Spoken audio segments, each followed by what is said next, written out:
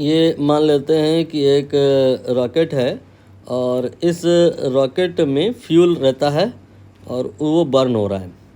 Fuel के burn होने से रॉकेट का जो मास है वो भी कम ज़्यादा क्या कम ही होगा। हमें लेकिन इस पर फोकस नहीं करना है, हमें इस पर फोकस करना है कि कितना फ्यूल कितने टाइम में बर्न हुआ है और किस स्पीड से वो फ्यूल यहाँ पे जो था बर्न होकर के फ्रॉम दिस होल बाहर आया है। तो ये आपका माना कि v की स्पीड से फ्यूल बाहर आ रहा है और dm amount of the fuel बाहर आ रहा है, dt टाइम में ये फ्यूल बाहर आ रहा है।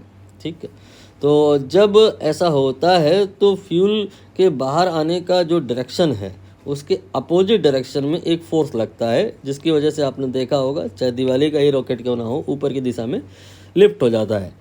वो फोर्स जो होता है थ्रस्ट फोर्स कहलाता है और उसका फॉर्मूला होता है V D M upon D T, right. और v यहाँ पे, dm यहाँ पे, dt यहाँ पे सब दिया हुआ है।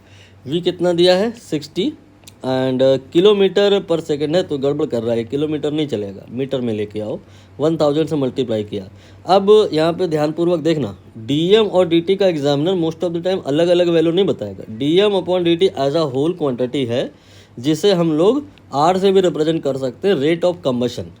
इसका आपको as a whole value examiner बता देगा। पहचानने का तरीका क्या है कि something if is in kg per second, dm upon dt, kg divide by second given है, definitely that will be the value of r, may be that value will be of r। तो ये जो value है ना, ये rate of combustion है, fuel burning rate है और dm अपॉन dt का वैल्यू है, r का वैल्यू है और है कितना 1। तो बस आंसर आ गया है।